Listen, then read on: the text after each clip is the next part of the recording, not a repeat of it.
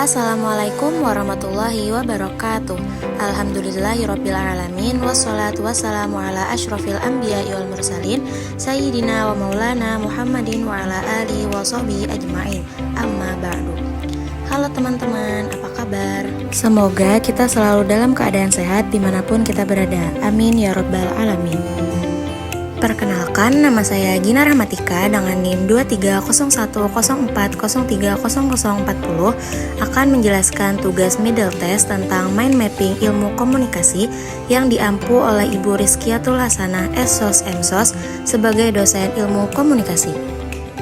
Berikut adalah mind mapping yang telah saya buat. Tanpa basa-basi, langsung saja ke pembahasan yang pertama, yaitu tentang pengertian ilmu komunikasi.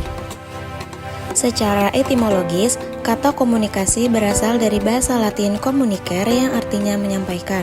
Secara umum, pengertian komunikasi adalah suatu aktivitas penyampaian informasi, baik itu pesan, ide, dan gagasan, dari satu pihak ke pihak lainnya. Menurut KBBI, komunikasi adalah pengiriman dan penerimaan pesan atau berita antara dua orang atau lebih sehingga pesan yang dimaksud dapat dipahami. Komunikasi bisa dilakukan secara langsung maupun tidak langsung menggunakan media. Ilmu komunikasi adalah sebuah studi yang mempelajari tentang proses penyampaian pesan secara efektif dari seseorang kepada orang lain melalui berbagai media. Ilmu komunikasi juga mempelajari mengenai berbagai jenis dan tingkatan komunikasi yang tentunya berkaitan erat dengan interaksi antara sesama manusia sebagai makhluk sosial. Selanjutnya tentang ruang lingkup ilmu komunikasi. Ruang lingkup komunikasi sangatlah luas dan mencakup berbagai aspek kehidupan manusia. Berikut adalah beberapa elemen utama yang termasuk dalam ruang lingkup komunikasi. 1. Proses komunikasi, meliputi penyampaian pesan, unsur-unsur komunikasi dan model komunikasi. 2. Bidang komunikasi, meliputi komunikasi interpersonal, komunikasi kelompok, komunikasi massa, komunikasi organisasi, komunikasi interkultural, dan komunikasi publik. 3. Konteks komunikasi, meliputi budaya, hubungan antar partisipan, tujuan komunikasi, dan media yang digunakan. 4. Etika komunikasi, meliputi dampak positif dan dampak negatif. 5. Etika komunikasi, meliputi prinsip-prinsip etika, dilema etika, dan tanggung jawab komunikator. 6. Teori komunikasi, meliputi teori klasik dan teori kontemporer. 7. Penelitian komunikasi, meliputi metode penelitian dan topik penelitian. 8. Aplikasi komunikasi, meliputi komunikasi dalam kehidupan sehari-hari, komunikasi dalam dunia kerja, komunikasi dalam media, dan komunikasi dalam pendidikan. Selanjutnya tentang hakikat ilmu komunikasi. Hakikat ilmu komunikasi adalah kegiatan yang dilakukan manusia untuk menyampaikan isi pesannya kepada manusia lain untuk mencapai tujuan tertentu. Ilmu komunikasi merupakan proses pernyataan antar manusia. Yang dinyatakan itu adalah pikiran dan perasaan seseorang kepada orang lain dengan menggunakan bahasa sebagai alat penyalurnya. Secara sederhana, komunikasi dapat diartikan sebagai pertukaran informasi antara dua individu atau lebih. Namun, hakikat ilmu komunikasi lebih dari sekedar pertukaran informasi. Komunikasi juga melibatkan pembagian makna. Dalam proses komunikasi, pengirim pesan atau komunikator berusaha untuk menyampaikan maknanya kepada penerima pesan atau komunikan. Selanjutnya tentang urgensi ilmu komunikasi. Di era digital saat ini, di mana informasi dan komunikasi menjadi semakin mudah dan cepat, ilmu komunikasi semakin penting dan urgent untuk dikuasai. Alasan utamanya adalah karena hampir semua aspek kehidupan manusia kini melibatkan komunikasi. Berikut beberapa alasannya. Yang pertama, maraknya misinformasi dan hoaks. Di era digital, informasi dapat menyebar dengan cepat dan mudah. Namun, hal ini juga membuka peluang penyebaran misinformasi dan hoaks. Ilmu komunikasi membantu kita untuk menganalisis informasi dengan kritis, memverifikasi fakta, dan menghindari penyebaran informasi yang salah. Yang kedua, pentingnya komunikasi interkultural. Di era globalisasi, komunikasi interkultural menjadi semakin penting. Ilmu komunikasi membantu kita untuk memahami budaya dan perspektif yang berbeda, berkomunikasi secara efektif dengan orang dari berbagai budaya, dan menghindari kesalahpahaman.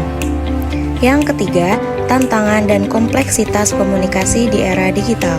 Komunikasi di era digital memiliki banyak tantangan dan kompleksitas, sehingga kita perlu memiliki keterampilan komunikasi yang mumpuni untuk dapat menavigasi dunia digital dengan aman dan bertanggung jawab. 4. Meningkatnya peran komunikasi dalam kehidupan sehari-hari. Hampir semua aspek kehidupan manusia di era digital melibatkan komunikasi, baik secara online maupun offline. Yang kelima, ilmu komunikasi memiliki peran penting dalam berbagai bidang kehidupan. Dengan mempelajari ilmu komunikasi, kita dapat meningkatkan kemampuan berkomunikasi, membangun hubungan yang kuat, menyelesaikan konflik, dan berkontribusi pada kemajuan di berbagai bidang. Selanjutnya tentang relasi ilmu komunikasi dengan ilmu dakwah. Ilmu dakwah dan ilmu komunikasi memiliki hubungan yang erat dan saling melengkapi. Keduanya sama-sama bertujuan untuk menyampaikan pesan kepada khalayak, namun dengan fokus yang berbeda. Ilmu dakwah berfokus pada penyampaian pesan keagamaan dan mengajak orang lain untuk mengikuti ajaran agama. Sedangkan ilmu komunikasi berfokus pada proses penyampaian pesan secara umum tanpa terpaku pada pesan keagamaan. Beberapa poin penting yang menunjukkan relasi antara ilmu dakwah dan ilmu komunikasi yaitu: yang pertama, objek kajian. Ilmu dakwah, objek kajiannya adalah pesan dakwah, media dakwah, metode dakwah, dan dai atau pendakwah. Sedangkan ilmu komunikasi, objek kajiannya adalah komunikasi, pesan, media, pengirim pesan, penerima pesan, dan efek komunikasi. Yang kedua, tujuan. Ilmu dakwah tujuannya adalah untuk menyampaikan pesan keagamaan, membimbing manusia ke arah kebaikan dan mencapai ridho Allah Subhanahu wa Ta'ala. Sedangkan ilmu komunikasi tujuannya adalah untuk menyampaikan pesan secara efektif dan efisien sehingga pesan tersebut dapat diterima dan dipahami oleh khalayak. Yang ketiga, metode. Ilmu dakwah menggunakan berbagai metode dakwah seperti ceramah, diskusi, pengajian, dan lain sebagainya. Sedangkan ilmu komunikasi menggunakan berbagai metode komunikasi seperti komunikasi verbal, komunikasi nonverbal, komunikasi massa, dan lain sebagainya. Yang keempat, media. Ilmu dakwah menggunakan berbagai media dakwah seperti mimbar, masjid, media sosial, dan lain sebagainya. Sedangkan ilmu komunikasi menggunakan berbagai media komunikasi seperti media massa, media sosial, media elektronik, dan lain sebagainya. Dan yang kelima, efek. Ilmu dakwah diharapkan dapat membawa perubahan positif pada diri manusia, baik dari segi akidah, ibadah, maupun akhlak. Sedangkan ilmu komunikasi diharapkan pesan yang disampaikan dapat diterima dan dipahami oleh khalayak sehingga dapat menghasilkan efek yang diinginkan. Selanjutnya tentang proses komunikasi. Proses komunikasi adalah aliran informasi, gagasan, perasaan, atau pesan antara satu atau lebih pihak melalui berbagai cara atau saluran dengan tujuan untuk memahami, berbagi informasi, atau mempengaruhi orang lain. Proses dalam komunikasi adalah urutan langkah-langkah atau tahapan yang terjadi saat pesan atau informasi dikirimkan dari pengirim kepada penerima. Proses ini melibatkan sejumlah elemen yang bekerja sama untuk memfasilitasi pemahaman dan pertukaran pesan, yaitu sumber, komunikator, pesan, saluran, komunikan, dan hasil. Proses komunikasi dimulai dari pikiran orang yang akan menyampaikan pesan atau informasi. Proses selanjutnya dengan melalui transmisi berupa media dan perantara atau channel, misalnya telepon, maka pesan yang disampaikan tiba pada si penerima. Dalam diri penerima, pertama-tama ia menerima pesan, kemudian mencoba menafsirkan pesan atau dekode, dan akhirnya memahami isi pesan. Jawaban atau reaksi dari penerima pesan merupakan umpan balik atau feedback. Apabila terjadi perubahan dari diri penerima pesan, berarti komunikasi itu berhasil. Selanjutnya tentang sejarah dan perkembangan komunikasi. Secara umum, sejarah perkembangan ilmu komunikasi dapat dibagi menjadi 4 periode. Periode pertama, periode tradisi retorika yang dimulai sejak zaman Yunani kuno. Kedua, periode antara tahun 1900 sampai Perang Dunia II yang dapat disebut sebagai periode pertumbuhan ilmu komunikasi. Ketiga, periode konsolidasi. Keempat adalah periode teknologi komunikasi yang dimulai dari tahun 1960-an sampai sekarang. Yang pertama, periode tradisi retorika. Pengertian retorika menurut Aristoteles menunjukkan kepada segala upaya yang bertujuan untuk persuasi. Lebih lanjut, Aristoteles menyatakan bahwa retorika mencakup 3 unsur, yakni etos atau kredibilitas sumber, pathos atau hal yang menyangkut emosi perasaan, dan logos atau hal yang menyangkut fakta. Yang kedua, periode pertumbuhan 1900 sampai Perang Dunia Kedua. Dimulai pada awal abad ke-19, sedikitnya ada 3 perkembangan penting yang terjadi pada masa ini. Pertama adalah penentuan teknologi komunikasi seperti telepon. Kedua, proses industrialisasi dan modernisasi yang terjadi di negara-negara Eropa Barat dan Amerika. Ketiga, pecahnya Perang Dunia I dan II. Yang ketiga, periode konsolidasi Perang Dunia II sampai 1960-an. Munculnya buku-buku yang membahas tentang pengertian dan proses komunikasi, serta adanya konsep-konsep baku tentang dasar-dasar proses komunikasi. Pendekatan komunikasi telah menjadi suatu pendekatan yang lintas disipliner, dalam arti mencakup berbagai disiplin ilmu lainnya, karena disadari bahwa komunikasi merupakan suatu proses sosial yang kompleks. Dan yang keempat, periode teknologi komunikasi 1960-an sampai sekarang. Periode masa sekarang juga disebut sebagai periode teknologi komunikasi dan informasi. Dampak sosial dan teknologi interaktif seperti komputer, komunikasi manusia, mesin, dampak telekomunikasi terhadap hubungan antar budaya, serta aspek-aspek yang menyangkut manajemen informasi. Selanjutnya yaitu tentang prinsip komunikasi umum. Yang pertama, komunikasi adalah suatu proses simbolik. Komunikasi adalah sesuatu yang bersifat dinamis, sirkular, dan tidak berakhir pada suatu titik, tetapi terus berkelanjutan. Yang kedua, komunikasi itu berlangsung dalam berbagai tingkat kesengajaan. Setiap pesan komunikasi mempunyai dimensi sehingga kita bisa memprediksi dimensi hubungan yang ada di antara pihak-pihak yang melakukan proses komunikasi.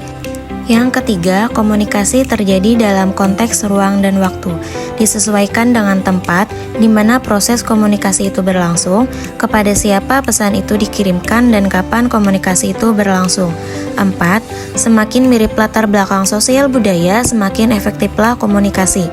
Jika 2 orang melakukan komunikasi berasal dari suku yang sama, pendidikan yang sama, maka ada kecenderungan 2 pihak tersebut mempunyai bahan yang sama untuk saling dikomunikasikan.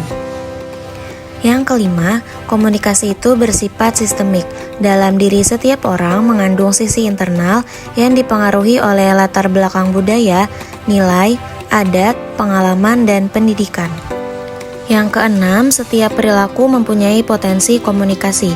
Setiap orang tidak bebas nilai pada saat orang tersebut tidak bermaksud mengkomunikasikan sesuatu, tetapi dimaknai oleh orang lain, maka orang tersebut sudah terlibat dalam proses berkomunikasi. Yang ketujuh, komunikasi punya dimensi isi dan hubungan. Setiap pesan komunikasi mempunyai dimensi isi, di mana dari dimensi isi tersebut, kita bisa memprediksi dimensi hubungan yang ada di antara pihak-pihak yang melakukan proses komunikasi. Yang kedelapan, komunikasi melibatkan prediksi peserta komunikasi. Jika kita tersenyum, maka kita dapat memprediksi bahwa pihak penerima akan membalas dengan senyuman. Yang kesembilan, komunikasi bersifat non-sekuensial. Proses komunikasi bersifat sirkular dalam arti tidak berlangsung satu arah. Yang ke-10, komunikasi bersifat prosesual, dinamis, dan transaksional. Ada proses saling memberi dan menerima informasi di antara pihak-pihak yang melakukan komunikasi. Yang ke-11, komunikasi bersifat irreversibel. Setiap orang yang melakukan proses komunikasi tidak dapat mengontrol sedemikian rupa terhadap efek yang ditimbulkan oleh pesan yang dikirimkan.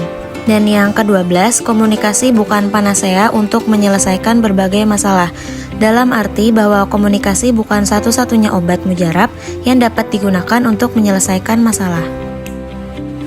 Selanjutnya yaitu tentang prinsip komunikasi Islami.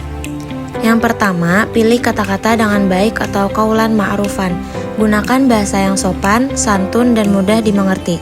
Yang kedua, lemah lembut atau qaulan layyina. Sampaikan pesan dengan lemah lembut dan penuh kesabaran, meski kepada orang yang berbuat salah atau berbeda pendapat. Yang ketiga, sopan dan menghargai atau qaulan karima. Hormati lawan bicara Anda, terlepas dari usia, status sosial, atau latar belakangnya. Yang keempat, efektif dan mudah dipahami atau qaulan baligho. Sampaikan pesan dengan jelas, ringkas, dan terstruktur. Yang kelima, sidik atau kebenaran. Komunikasi Islami harus didasarkan pada kebenaran dan kejujuran. Yang keenam, tablik atau penyampaian. Menyampaikan pesan dengan cara yang jelas, mudah dimengerti, dan efektif. Yang ketujuh, amanah atau kepercayaan. Menjaga kepercayaan dan privasi orang lain. Yang kedelapan, fatona atau kebijaksanaan. Menggunakan kebijaksanaan dalam berkomunikasi, pilihlah kata-kata yang tepat dan perhatikan situasi dan kondisi saat berkomunikasi. Yang kesembilan, husnuzon atau prasangka baik. Kita harus memiliki prasangka baik terhadap orang lain. Dan yang kesepuluh, tawadu atau kerendahan hati. Kita harus rendah hati dalam berkomunikasi dan jangan sombong atau merendahkan orang lain. Selanjutnya tentang model-model komunikasi.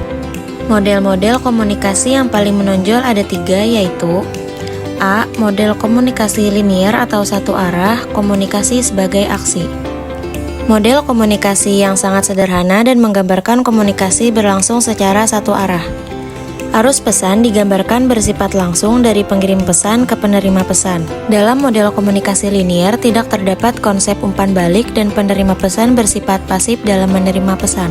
Model komunikasi yang merujuk pada model komunikasi linier yaitu model komunikasi Aristoteles, model komunikasi Laswell, model komunikasi SMCR Berlo, dan model komunikasi Shannon and Weaver. B. Model komunikasi interaksional atau komunikasi sebagai interaksi. Model komunikasi interaksi adalah model komunikasi yang menggambarkan komunikasi berlangsung secara dua arah. Umumnya, model komunikasi interaksi digunakan dalam media baru. Model komunikasi yang merujuk pada model komunikasi interaksi adalah model Osgood dan Scrum. C. Model komunikasi transaksional atau komunikasi sebagai transaksi. Model komunikasi yang menekankan pada pentingnya peran pengirim pesan dan penerima pesan dalam proses komunikasi yang berlangsung dua arah, seperti yang ada pada model komunikasi transaksional Berlun. Selanjutnya tentang jenis komunikasi. Berdasarkan jumlah partisipan, komunikasi intrapersonal, komunikasi dengan diri sendiri, komunikasi interpersonal, komunikasi antara dua orang, komunikasi kelompok kecil, komunikasi antara 3-10 orang, komunikasi massa, komunikasi yang ditujukan kepada halayak luas melalui media massa, dan komunikasi publik, komunikasi yang disampaikan di depan publik untuk mencapai tujuan tertentu. Berdasarkan media yaitu komunikasi verbal, komunikasi dengan menggunakan kata-kata, baik lisan maupun tulisan. Komunikasi nonverbal, komunikasi tanpa menggunakan kata-kata seperti bahasa tubuh, ekspresi wajah, dan kontak mata. Dan komunikasi media massa, komunikasi melalui media massa seperti televisi, radio, surat kabar, dan internet. Berdasarkan tujuan yaitu komunikasi informatif, komunikasi untuk menyampaikan informasi. Komunikasi persuasif, komunikasi untuk membujuk orang lain agar melakukan sesuatu. Komunikasi edukatif, komunikasi untuk mendidik dan mengajar orang lain. Dan komunikasi hiburan, komunikasi untuk menghibur orang lain. Selanjutnya tentang bidang komunikasi. Bidang komunikasi adalah disiplin ilmu yang mempelajari tentang proses komunikasi dan interaksinya dalam berbagai konteks. Beberapa bidang komunikasi yang umum dipelajari antara lain: komunikasi interpersonal, mempelajari proses komunikasi antara dua orang; komunikasi massa, mempelajari proses komunikasi melalui media massa; komunikasi organisasi, mempelajari proses komunikasi dalam organisasi; Komunikasi interkultural mempelajari proses komunikasi antar budaya. Komunikasi politik mempelajari proses komunikasi dalam politik. Jurnalistik mempelajari proses komunikasi dalam jurnalistik. Dan hubungan masyarakat mempelajari proses komunikasi dalam membangun hubungan masyarakat. Dan terakhir tentang konteks komunikasi. Konteks komunikasi adalah situasi dan kondisi di mana komunikasi terjadi. Konteks komunikasi dapat mempengaruhi cara pesan disampaikan dan diinterpretasikan. Beberapa faktor yang dapat mempengaruhi konteks komunikasi antara lain: konteks sosial, bagaimana norma sosial, budaya, dan nilai-nilai mempengaruhi komunikasi. Konteks budaya, bagaimana budaya dan latar belakang seseorang mempengaruhi cara mereka berkomunikasi. Konteks politik, bagaimana politik dan kekuasaan mempengaruhi komunikasi. Konteks ekonomi, bagaimana ekonomi dan status sosial ekonomi seseorang mempengaruhi cara mereka berkomunikasi. Dan yang terakhir, konteks teknologi, bagaimana teknologi baru mempengaruhi cara orang berkomunikasi. Cukup sekian yang dapat saya sampaikan, salah hilapnya mohon dimaafkan. Semoga video ini bermanfaat ya. Assalamualaikum warahmatullahi wabarakatuh.